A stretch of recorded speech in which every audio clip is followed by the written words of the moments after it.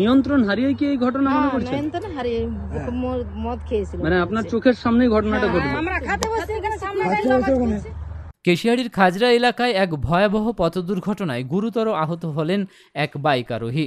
একটি motor bike এবং private গাড়ির মুখোমুখি সংঘর্ষের পর প্রাইভেট গাড়িটি রাস্তার ধারে একটি গাছে ধাক্কা মেরে উল্টে যায়। দুর্ঘটনার পর থেকে প্রাইভেট গাড়ির চালক পলাতক। স্থানীয় সূত্রে জানা গেছে, শুক্রবার সকালে খড়গপুরের দিক থেকে কেশিয়াড়ির দিকে আসছিল একটি প্রাইভেট গাড়ি। একই সময় কেশিয়াড়ির দিক থেকে খড়গপুরের দিকে যাচ্ছিল একটি মোটর বাইক। খাজরা এলাকায় নিয়ন্ত্রণ হারিয়ে প্রাইভেট গাড়িটি সজোরে বাইকটিকে ধাক্কা মারে। সংঘর্ষের তীব্রতায় বাইক আরোহী ছিটকে পড়েন এবং প্রাইভেট গাড়িটি নিয়ন্ত্রণ হারিয়ে রাস্তার ধারে একটি গাছে ধাক্কা মেরে রাজ্য সড়কের উপর উল্টে যায়।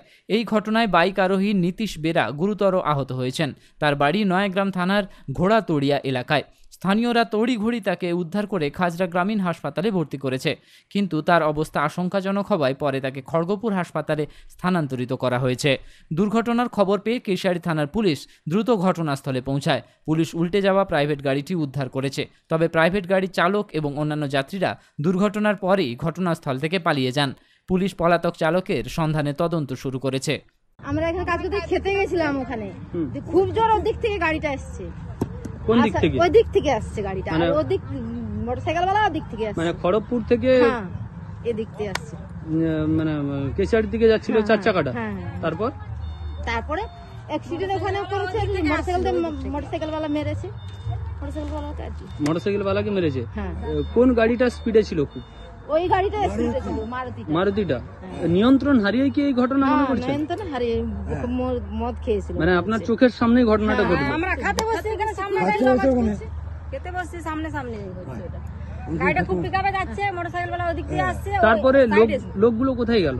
লোকগুলো টানে বের করছে, ড্রাইভার দুজন ছিল, বের করে কোথায় দিয়ে নিয়ে গেছে এইখান থেকে। খাজরার লোকই বের করেছে। আমরা খেয়ে খাবার ছেড়ে কি আর আসবো এখানে? এই যে আমার স্বামী ছিল, আমরা তো জানি যে গাড়িতে দুজনেই ছিল, কিন্তু মোটরসাইকেল वालाকে মার হয়েছে বলে আমার স্বামী না আসে দেখি আর না বুঝতে। এরা খাতি ছিল। কি দেখলেন এখানে? আমি भैया वो खाली हुआ चोट लगी ওটা দেখি, খালি हुआ জল মো দিতে হয়, মাথা মাথায় রক্ত বন্ধ না। বলতো এরা ফোন করলো, বলছে তোর বাবার অ্যাক্সিডেন্ট হয়েছে, দিতে আলিম। কি শুনেছেন? বলছে গাড়ির সঙ্গে অ্যাক্সিডেন্ট হয়েছে। আচ্ছা, কোন গাড়ির সঙ্গে? ওটা বলেনি, গাড়ির সঙ্গে অ্যাক্সিডেন্ট হয়েছে, এইটাই শুধু বলছিল। বাবার নাম কি? বাবার নাম নীতিশ বেরা। কোথায় যাচ্ছিলেন?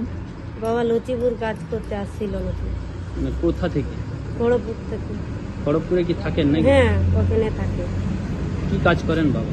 বাবা ফুল গাছে কাজ করে, ফুল গাছে বাগানে। লচিপুরে কি বাগানে জল দিতে গেছিল? না জানি কি করতে গেছিল কাজে। ওটা এদিক থেকে গাড়িটা যাচ্ছিল। কোন দিক থেকে? এদিক থেকে মানে খাজরার দিকে আসছিল। আচ্ছা। আর এদিক থেকে বাইক ওয়ালাটা যাচ্ছিল, তো দিয়েই তার অ্যাক্সিডেন্ট।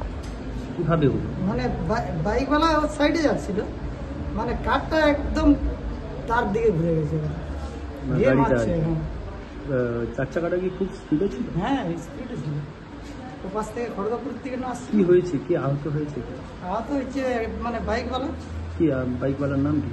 বাইক ওয়ালার নাম হচ্ছে ওই মেয়েটা জানে। বাড়ি কোথায়? ঘোড়াতাইড়া। হ্যাঁ ঘোড়াতাইড়া তার বাড়ি। কোন থানা? থানা জানি না, থানাটা কোথায় যাচ্ছিল কোথায় জানেন?